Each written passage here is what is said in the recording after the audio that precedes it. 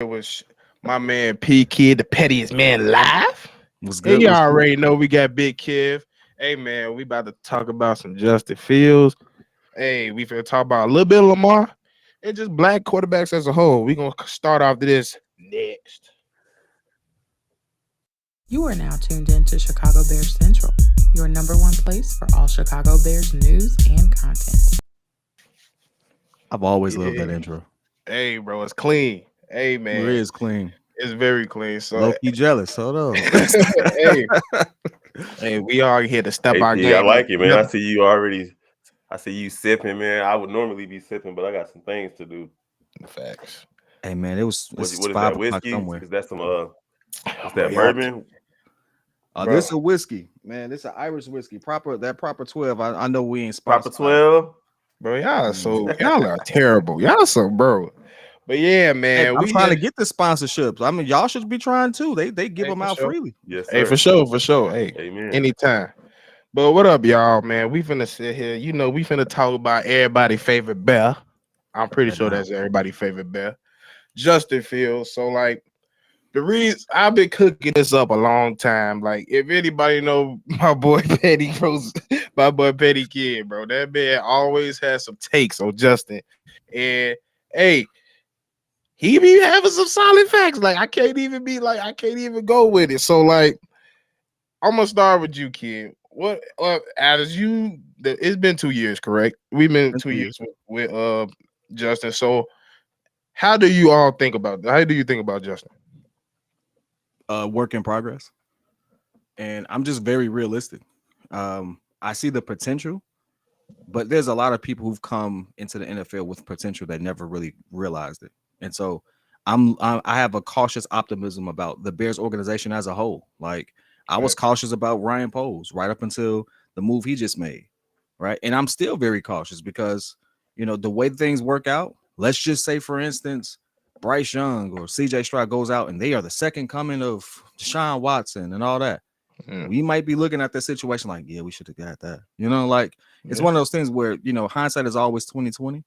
But if you go into any situation with the right attitude and the proper expectation, I think you save yourself from heartbreak, and then you just look at the reality of the situation. That's just how I try to do it, and that's not always a popular opinion. I know. facts. How you feel, Big Kev? Because like I, when I as my Bear fan in me, when I hear that, it's like, bro, what you talking about? But like, I'm not gonna lie, he's helped me realize not to be so stuck on players. So how you feel, Kev, about what you've seen so far this season, in the past 2 seasons, honestly? Well, first we gotta address the comment section. They wondering who the hell all these people are. It's not C Dub. It ain't Bobby, it ain't Hayes. Um, you see us on NBA Central, you see us Facts. on Chicago, the Shy Bulls podcast with the Cognac Boys, and then Windy City Breeze with PK as well. So that's who we are today, holding it down with this For discussion. sure. And I'll say this: um, Justin Fields is nothing like Mitchell Trubisky, and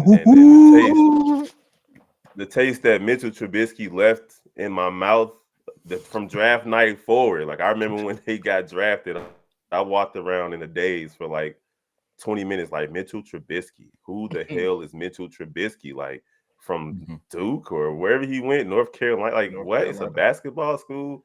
Yeah. So looking at Justin Fields, considering that he went from one coach and one offensive system in his first year, where he was kind of thrown to the fire, 5-6 games into the season, to his first full year as a starter.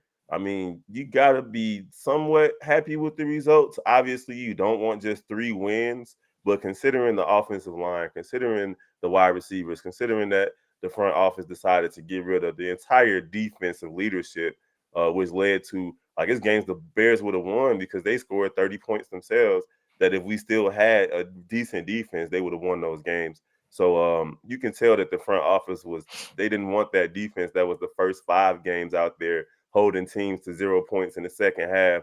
They wanted the Bears to lose. So I don't really put the wins and losses on Justin Fields. I'm looking at Mhm. the measurables. His running is spectacular. He got to go out there and be a better passer. make better decisions, read the defenses. So just like bro said, he's a work in progress, but I like the progress so far from the work that he's put in. For sure. Like, as y'all know, I've been watching him for a long time. I've been watching since the man was 14 years old. So it's like I've seen like 3 stages of the guy. It's like I done seen the little raw prospect. He was always known as a dual threat. So like we always knew he could run. So, but with his father in his life, with all his coaches, all his QB coaches, they preach you're going to be a quarterback. You're going to learn how to throw this ball. And For sure. it's shown, like even when he go, as we got this mug in the building, we got see he already my boy Haize in the what's going on? Been trying to get Hey, Haize. Hey, I've been trying to link up with Haize for a minute now. Look at this. I don't even know what the Your hell's spot. going on around here. I just came through just to come through. Shit. But yeah, but since Haize in the building, what's you know you didn't pad your thoughts on Justin Fields, but what's your overall thoughts on Justin Fields though?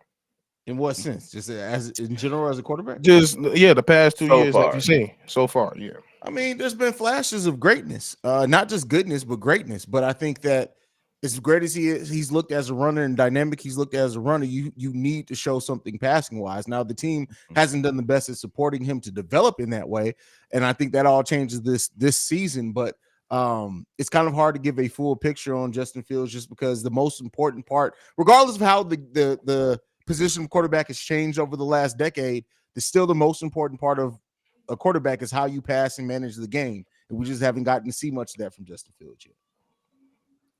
All right. So I feel like I feel like Stevo set me up, Haize. I'm gonna tell you I why. did. I Right? definitely I'm gonna did. tell you what the setup was. My man said, now me being here, I know this I'm comfortable with this. Trust me, I like the smoke. But I come on here, he was like, all right, we're gonna debate it. But everything y'all said, I agreed with. So at this point, there's nothing for me to debate. Like, yeah, like there's moments where Justin has been great, and I absolutely love it. I love the flashes and the potential that he's shown. But there's still a lot to be desired, and that's really what we've all kind of just said. And that's in stark contrast to what the fan base as a whole tends to put out, on social media, stuff like that. And as content creators, we see those comments all the time. Like, everyone makes it seem like Justin is a top 15 QB already. And it's like, come on, man, let the boy develop first. Like, let him have the opportunity to grow, develop the skill set, things of that nature. Because when you put that on him so soon, you set yourself up for heartbreak, for one, because what if he doesn't reach it? And for two, now the narrative starts to be created about this player unduly. And everyone's going to forget how his career started. They're just going to solely focus on year 3, where it's like, hey, he got this help. Now he didn't do anything. It was like he's still developing. It's like year 2 of a new system, and he had a trash, coach his first year. Like, how do you really gauge that? No one's going to remember that. They're all going to say, he has weapons, he has to perform. They're not going to give him the learning curve, and I don't like that. I think that's fair. I mean, and that's not just with Justin Fields. I think that's with all quarterbacks. The thing that I always say with sports in general and in life, and at this point, we live in a microwave society. Everybody wants everything right now and the finalized version of things, and they don't realize that there's a process to get to there.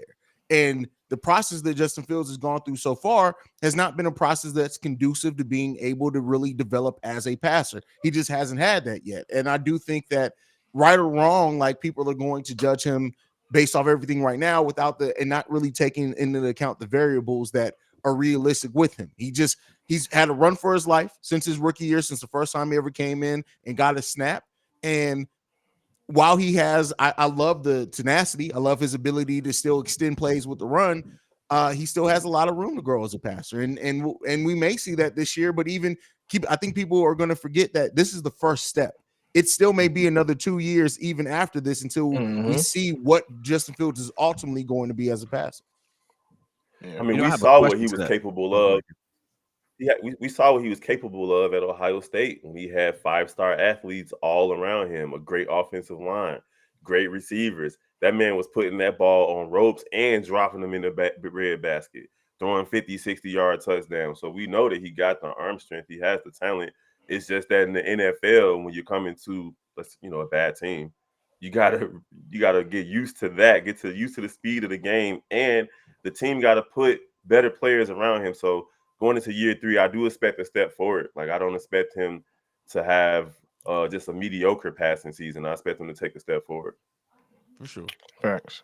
I think the reason I really wanted to bring P Kid on here for is because like he said, like the media is it goes one way positive the right way.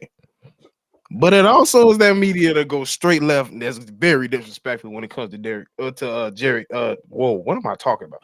Justin Fields. Mixing up everybody today, Man, bro. Like, for real. But like either it's like the one thing I've noticed is no in between with Justin this year with the media. It's either he's a running back or he's the next humming of such and such and such.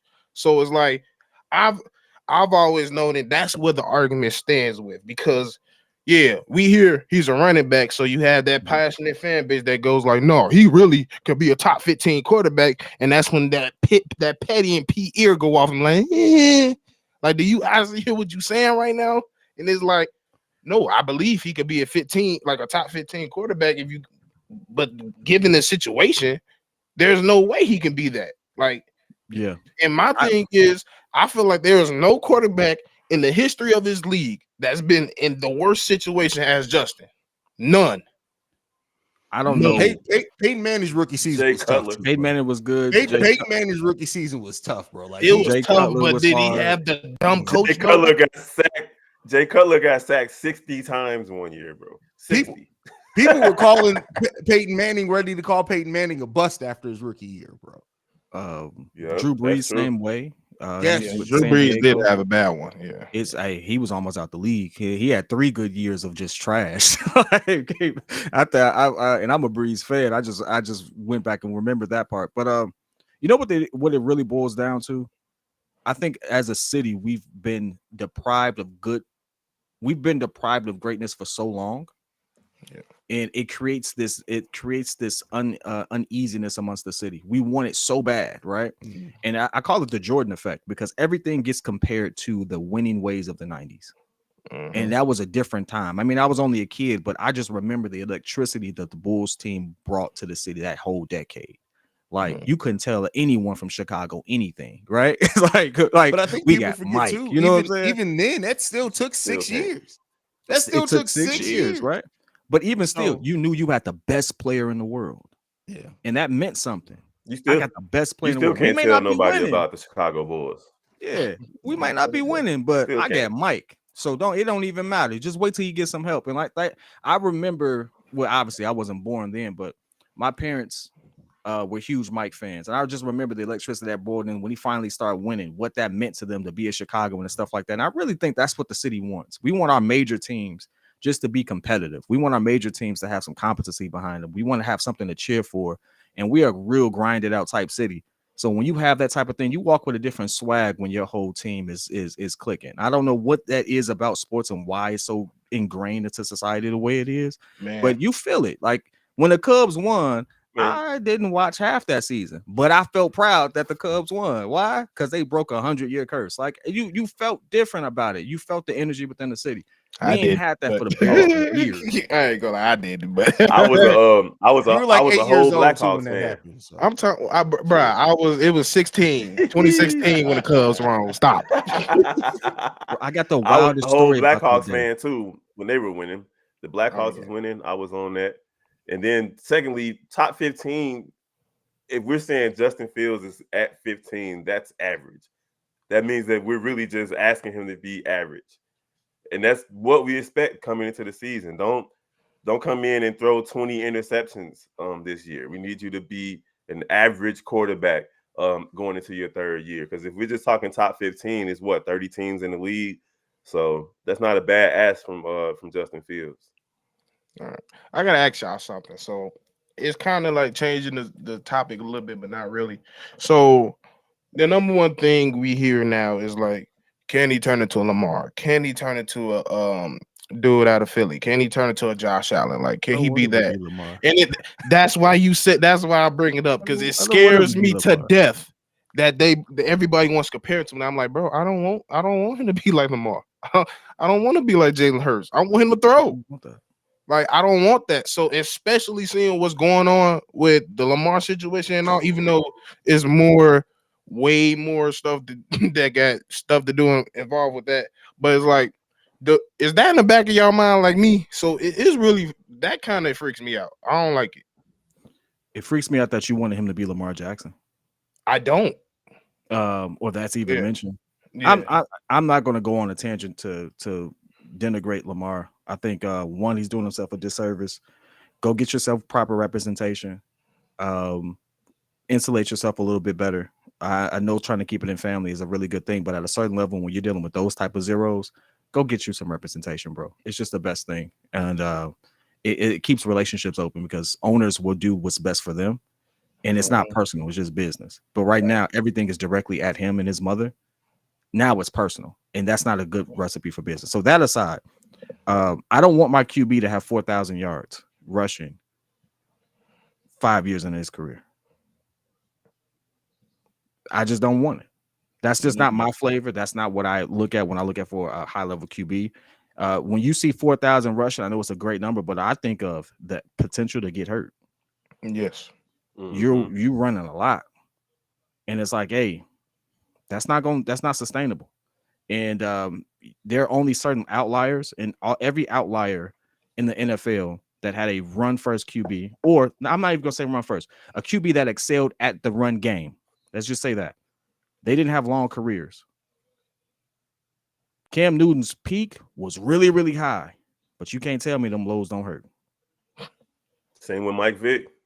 You know, Mike Vick, I try to like, Mike Vick was never a really good passer. Like when he got out of prison, he developed that, and so that was like, okay, well, what would have happened if he never went to prison? It's a big what if there, but even still, he wasn't a good passer. He'd tell you himself he wasn't an elite passer. Thanks. So it's like it's one of those things where those are the two examples you have. I don't want my QB to look like that. Do I want him to have the success? Yes.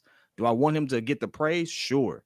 But do I want him to have those situations and have to deal with those type of longevity issues and stuff like that? Absolutely not. Thanks. Absolutely not. And I know how many times last season? I'm sorry, I couldn't. Last season, we saw Justin Fields get hit, and we like, oh, please get up. Please get up, Justin. I don't want a couple of times. And I don't want that feeling over the next 10 years. I 100% agree. But I do think that'll come along for Justin Fields. I think when he has an offensive line that can better protect him, that right now he's going with instincts. His instincts is you can't catch me more times than not, so I'm about to run because y'all about to mess me up. If we get a better offensive line that can do a better job at protecting him, it's going to allow him to become a better decision maker. It's going to allow him that time, at least hopefully. If it doesn't, then we need to have a whole nother conversation. But I do think that this is the year that you want to start seeing Justin Fields build those instincts in to where it's like, let me use my run game as a compliment to being a solid passer. Not right now as it being, that's the way I can make plays is by my feet, because guess what? If I stand back here and try to take too long passing, and even people who say Justin Fields and how long he holds onto the ball, yeah, that definitely plays a part. But when you haven't had time to go through and learn that development of reading progressions, it's kind of hard not to be that. And so we need to see Justin Fields make that leap as well. Facts. So I think that's the whole thing. Is like going back to what I first said, it's like why people just can't meet the man in the middle sometimes, though. Because it's like, hey, yeah, nobody should be saying he's a finished product because he's not. Let alone should be talking about top 10, 15 or nothing. So, like, I think that's the only thing that's why the media is like the way it is. It's just because they know we a big city. They know we gonna talk. They know that and we're not that smart. I'm gonna say it. We're not that smart as a city when it comes to sport. So they know what the result is gonna be. So wait a minute. What? We're not that smart as a city when it comes to sports. What are you talking about? As a city, when it comes to Chicago, I thought we was a smart sports city. We're not. I think that goes beyond just Chicago. I think generally Yeah, Most sports fans only look at box score and stats, and they try to inform their opinion based off that. They don't necessarily watch the game. They don't know what defense a team's running. All they know is, did you get the tackle or not? So I think in general in sports, most people that you're going to run into conversation with, be it on social media, message boards, forums, whatever it is, they form their opinion based off the stats that they see, and they don't necessarily watch the game. That's generally most of sports fans. The people like us who sit here and have whole platforms to break down games and can tell you what the other defense is doing and what type of zone coverage they're running, that's a rarity. Most people can't do that. Fact. That was actually my value add for the Breeze. When I first linked up with Pat on the Breeze, it was more along the lines of I didn't like buying into national media narratives, and I didn't like following the herd in regards to, whatever gets said, they just push it. And so you would see me hitch my wagon to certain players. I'm not personally invested in these players to that degree where I'm, like people think, but I don't like narratives being purported about someone and you don't really look at the totality of their situation. That's why I rolled so hard for Mitch. It was just like, hey, I was just getting into football heavy around that time. And it was like, hey, did Mitch have flaws? Absolutely. Was he a great QB? Hell no, right? Not even close. But was there some things that the Bears could have done or Matt Nagy could have done to accentuate what he could do so that we could perform better? Absolutely. And he went away from it. I put a lot of Mitch's struggles on Matt Nagy. He refused to put together a game plan conducive to his skill set. And it goes all the way back to that Philadelphia double doink loss game. The Bears had every opportunity to win that game way before that field goal, but Matt Nagy was making regular season play calls in the playoffs. Terrible. The game plan in itself didn't seem to fit him anymore. They stopped doing design rollouts, if I remember it correctly. Oh, they definitely should have. It was a couple of things. I was just like, you saw what he can do when you gave him, like, just go out there and play. Like, let him go out there and play at times. And ironically, that's exactly what we saw with Justin Fields. Justin Fields gets Matt Nagy. He doesn't look like the QB that we saw in college at all, right? In fact, we saw him on the floor begging for help most of the times because he got sacked so many times, right? 36 times, I believe. But now we get a different regime, and they just let him play his game.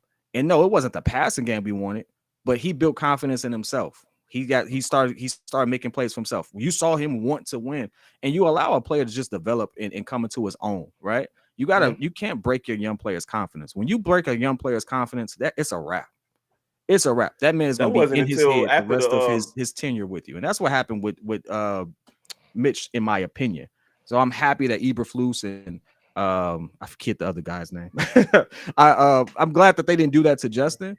But now it's like, all right, how do we build upon that, right? And so I like the approach they're taking, but look at the leniency that we're giving Justin because we're actually watching it. Now our all eyes are on what's happening with Justin, and look at how different that tone is when we clearly could see that Matt Nagy ruined Mitchell Trubisky to some degree. Like that's the stuff I don't like about narrative. But I got a question though. Is it really like to me? Because we had this conversation off, but it's like to me, I feel like what it was with Mitch is that he is playing more of his game.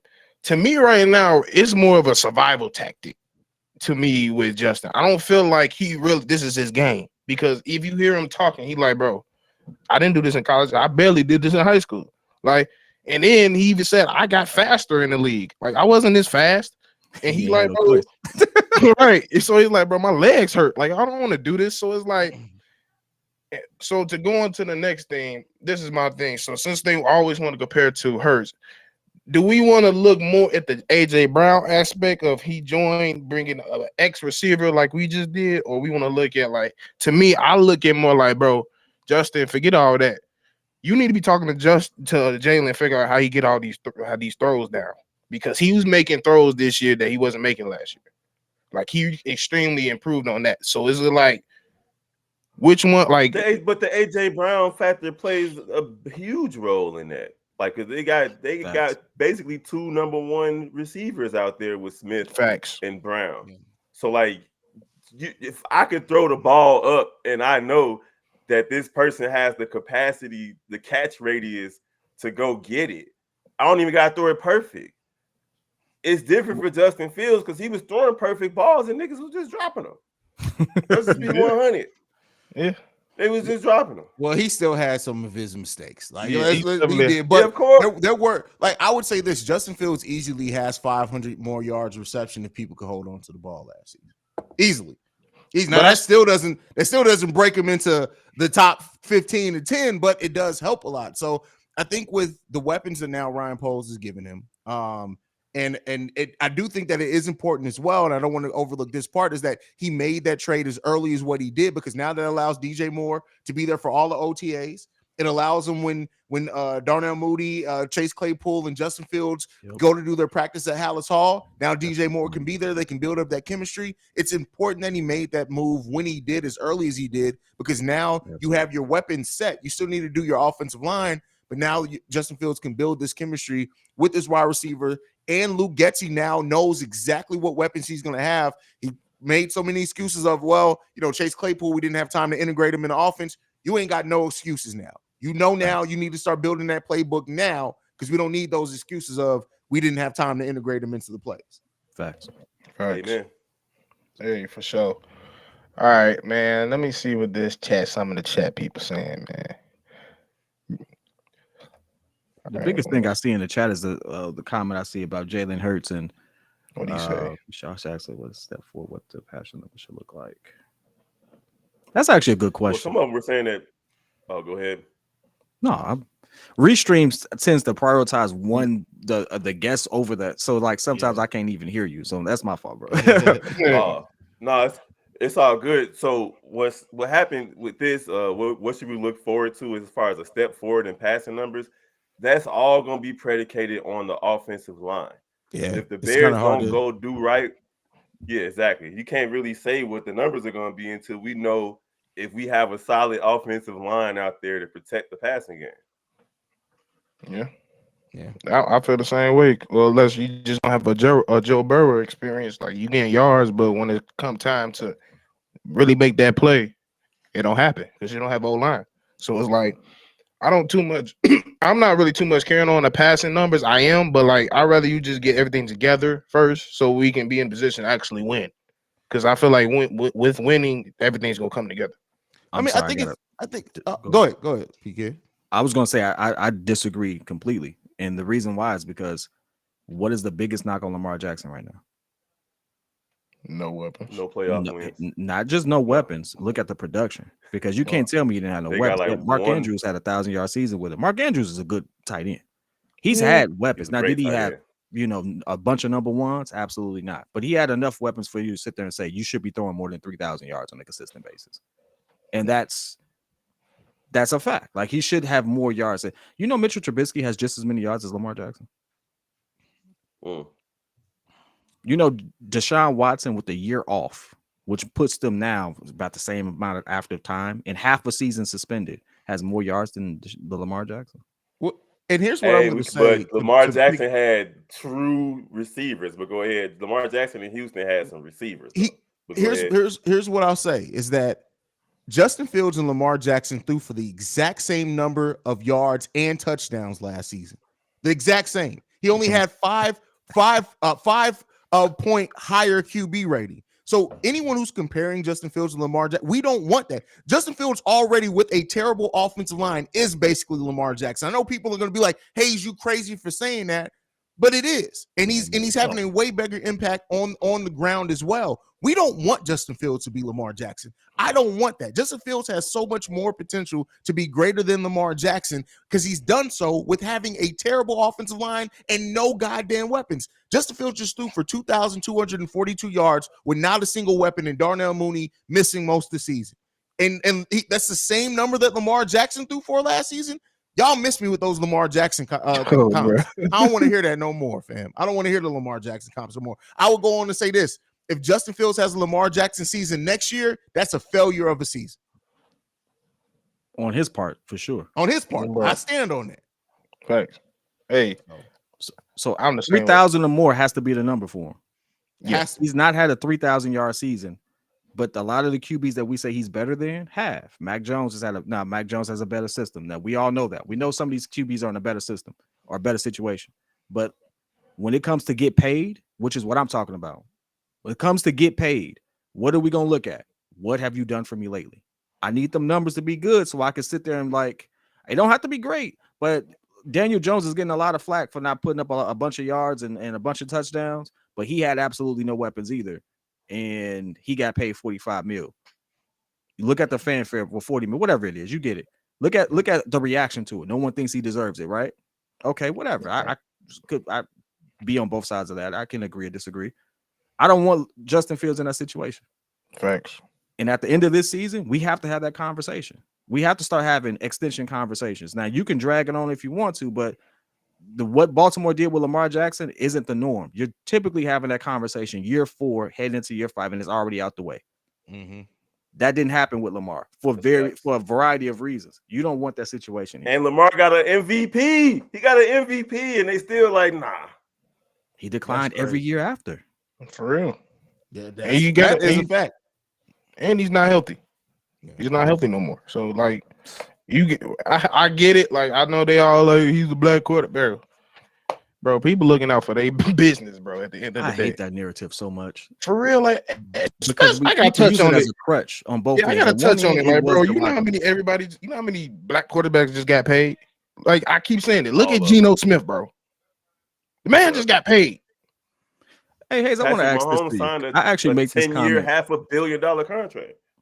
Yeah, I actually make this comment to Stevo offline. I said if you really look at it, Geno Smith and what he did last season, I think that could be Justin Fields' floor. I feel like Geno is above average game manager.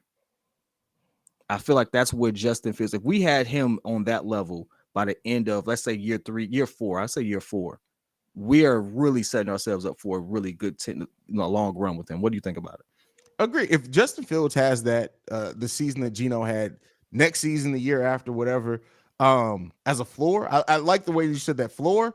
Absolutely, we're set up nicely. And I do think that could be the ability. Like I said, I just compared Justin Fields to a former MVP. They had, like, granted, Lamar played 3 less games than him, but still. So, like, Justin Fields has the potential to be that. But like I like to say in every sports show that I do, not all potential is realized. It's up to him to capitalize on that potential and the coaching staff to continue to build around him. But he definitely, as a floor, I like that comp. I agree with that.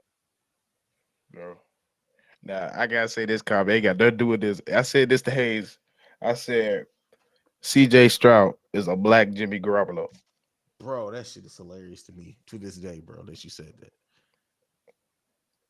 Think about it. Think about it, Pete. Hey, what made you say that? Like, because, like, bro, like, what just happened here? Hold on, wait. The reason I said that is because, like, bro, I just be looking at these quarterbacks. And it's just like everybody goes off of like this pro day, and I just be like, this man for the mess around be the first pick, and I just don't see it. I just don't see it. You finna tell me and say this dude finna be cold. That's what you finna tell me.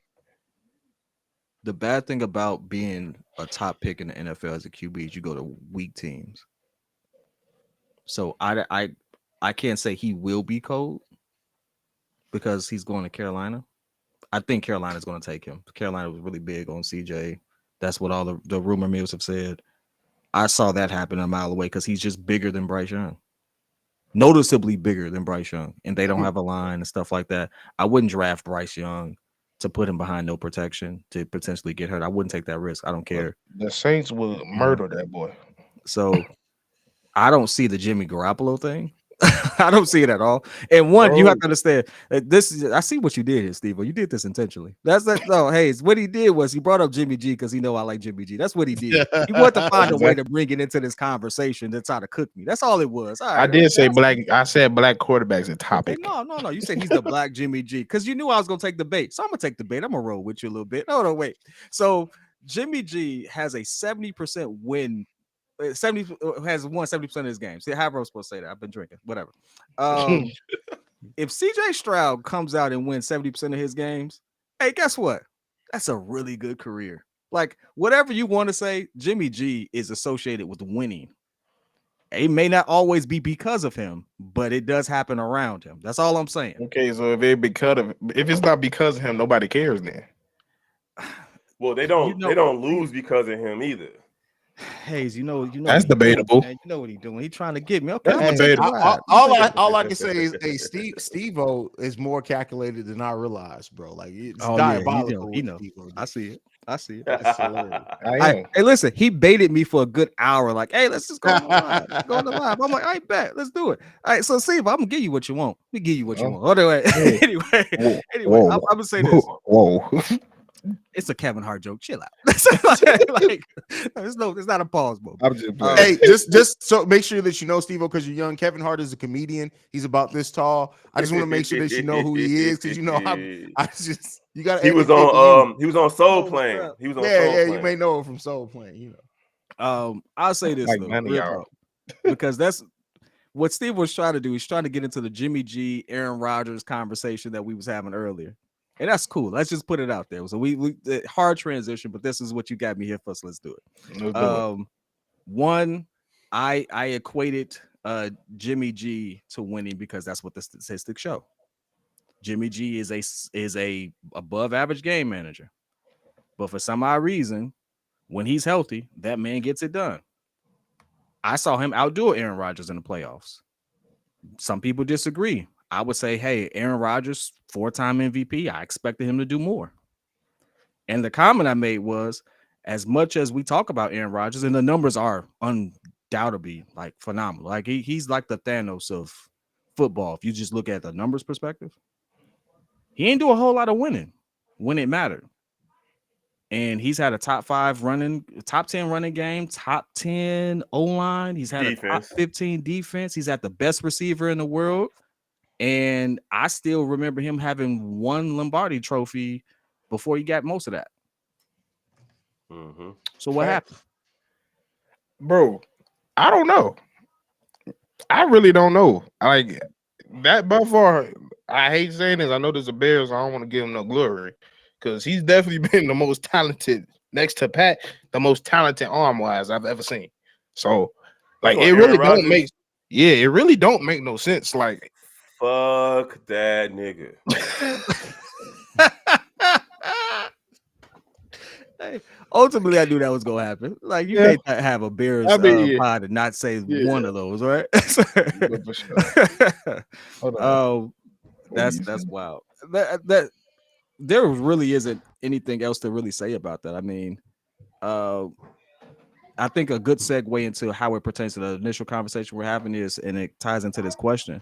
One, this is directed to Haize. Would you extend Justin Fields, considering that contract? And now that Aaron Rodgers is 99% sure going to the Jets at this point, I think most people haven't said that.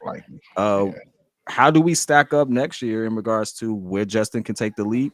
Is he going to be the best QB in the division? Does he really have that opportunity? I honestly think Detroit has a good chance of actually winning the division, to be honest with you. He's a Jared Goff. He a Jared Goff lover too. He's a lover of Jared Goff too. I'm not a lover of Jared Goff. I just know what it looked like. I saw the Lions string together a really good season, and then they had a lot of games where they just couldn't stop nobody. Not according to the Discord. He was a Jared Goff guy. Listen, man. No, just call a spade a spade. Jared Goff had a good season last season. He did. Detroit got their chances. They got their chances, but the NFC North is wide open, and I'm not giving it to Detroit. I mean, we got so much to get through before we're able to say what because right now we ain't got no starting linebackers except Jack Sanborn. So it's hard for me to say what we can be. Keep in mind, as of right now, Sam Mustipher is still projected to be our starting center. So that shows enough problems right there. For that one. It's one hard of y'all to keep saying that he's good, so they keep him on the roster. So one of you all keep saying it because I promise you. Listen, Sam Mustipher is trash.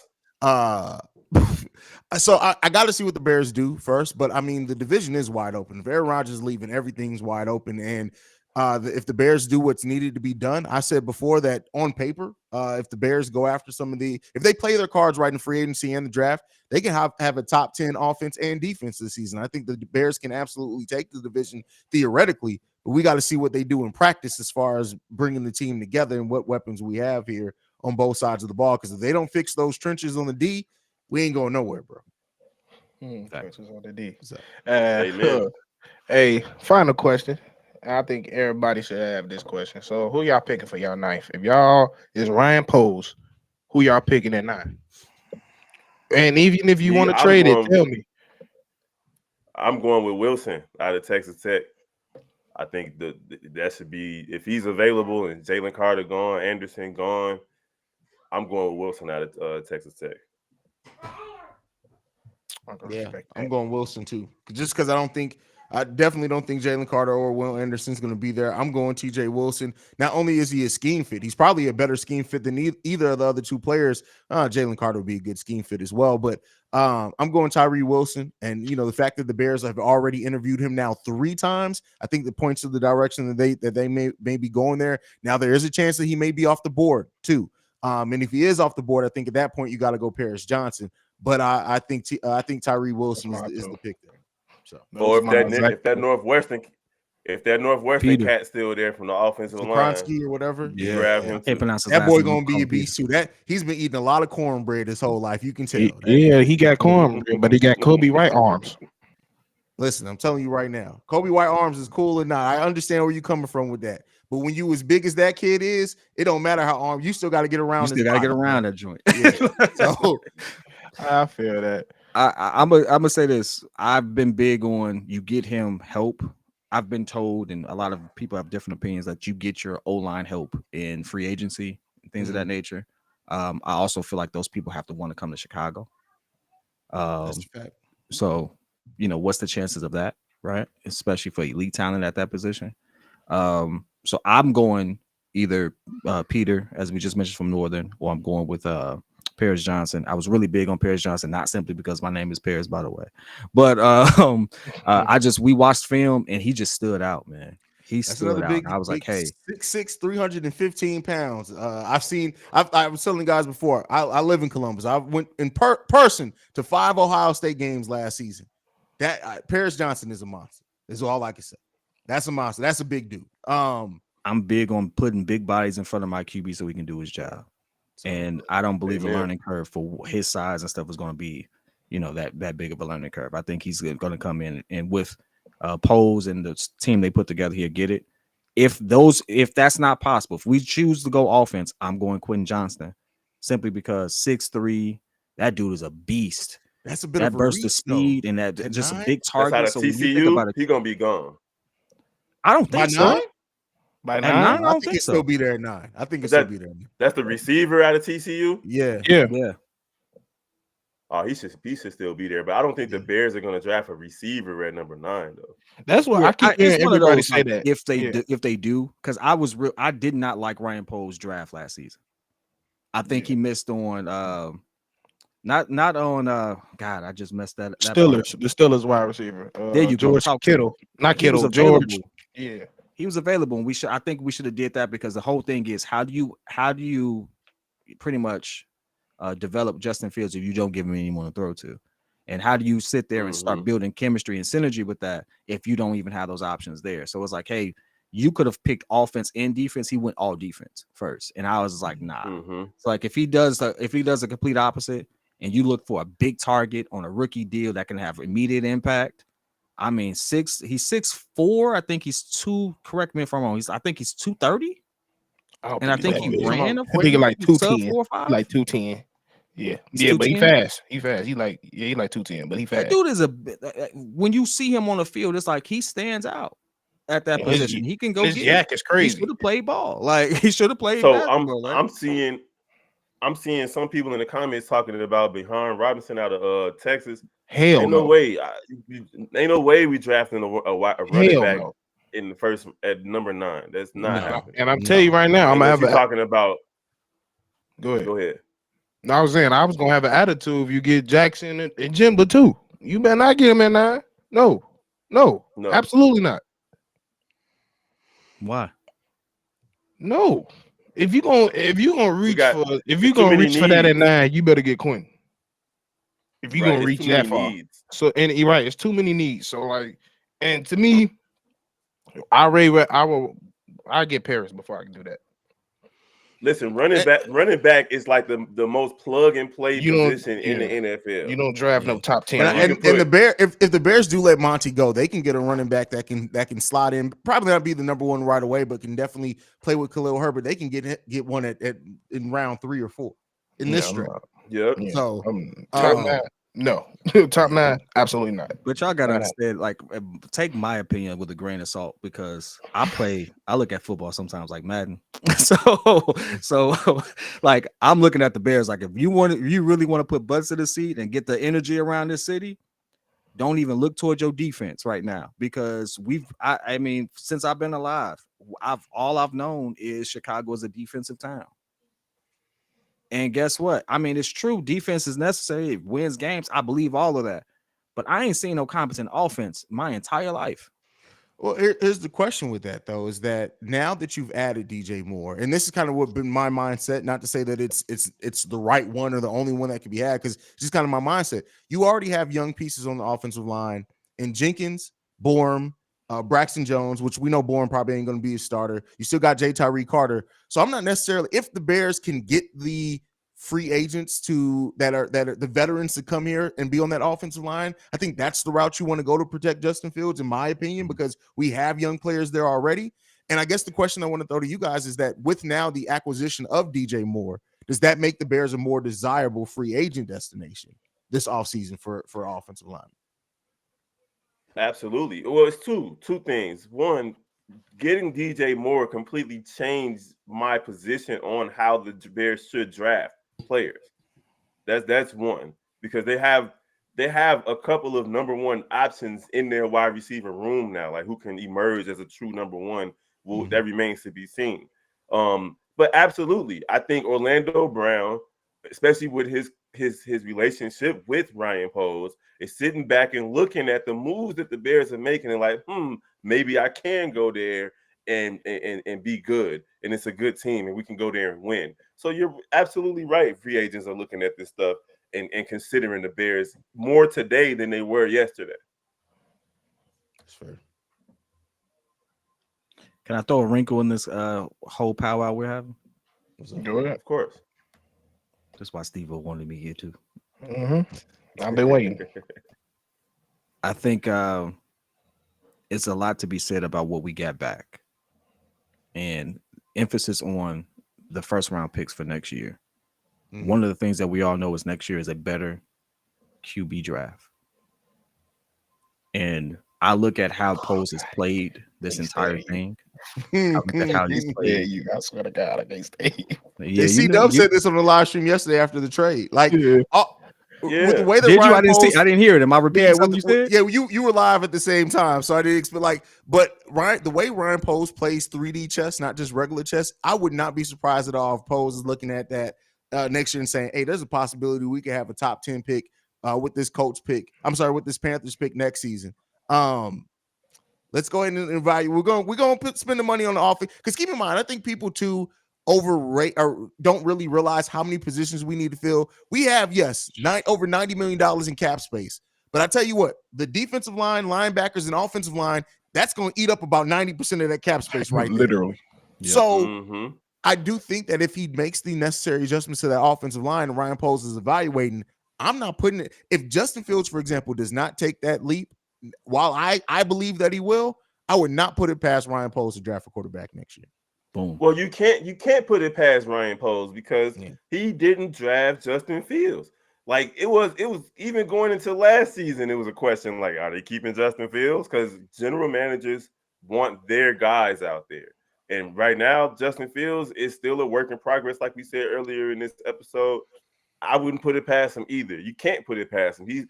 Ryan Poles is not doing his due diligence if he's putting all his eggs in the Justin Fields basket.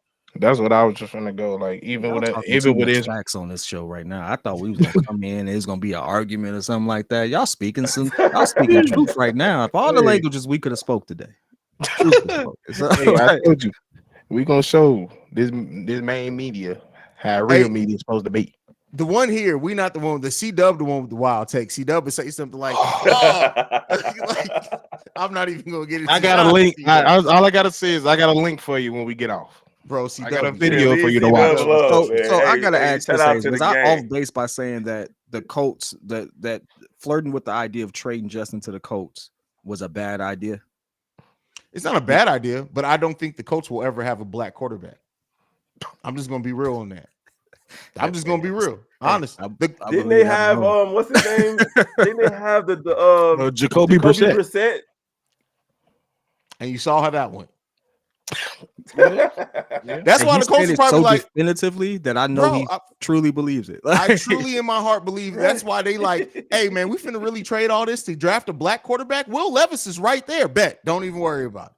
I fully believe that the Colts will never invest as a black man as their franchise quarterback. I don't care who gets offended by that. It's not going to happen. I'm telling you right now, bro. If they pick Will Levis, I'm going live for 10 seconds just laughing. I'm telling you right now. They're going to get Anthony Richardson. Hey, Anthony Richardson is a bigger, faster. He just does more. And he showed up and he showed out. He absolutely did what he was supposed to do.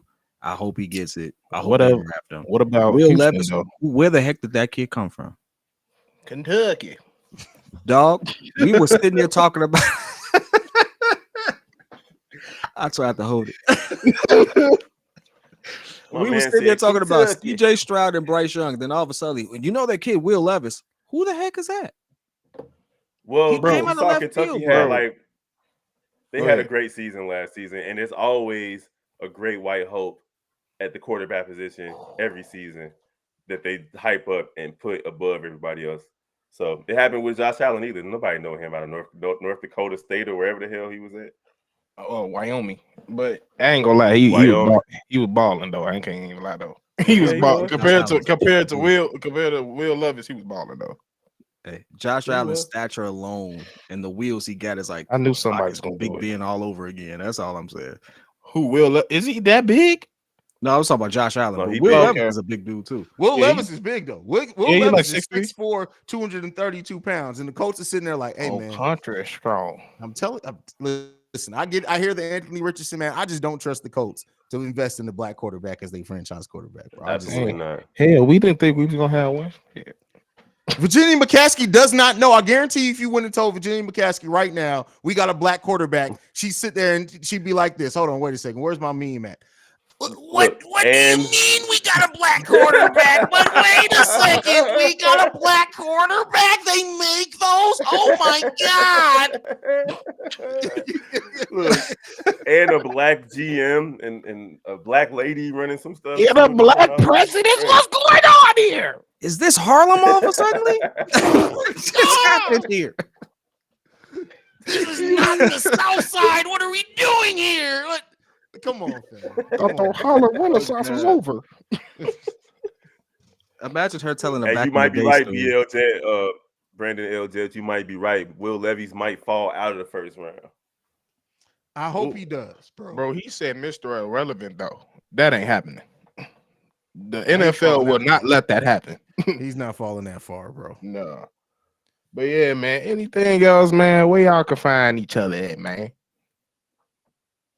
No, man, this was a good one. You already know what we appreciate you inviting me on. Cognac boys. Oh, bro, we gotta have more of these. I promise you, we're gonna have an argument before the season starts. So it's coming. I got one for you.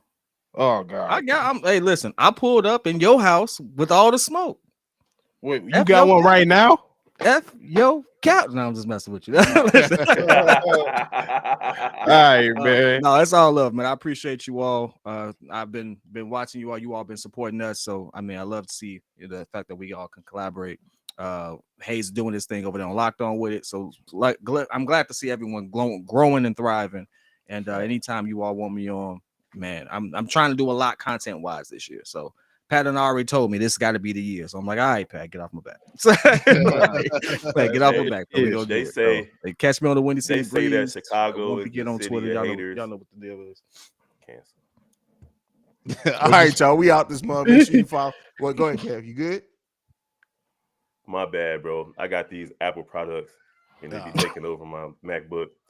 But they say Chicago, the city of haters. That's not the case with this. I've met every last one of you guys through these platforms. I don't even know Bobby in person. Like I've met all of you guys through this. So that's dope that we're able to get on here and talk about our Chicago sports teams.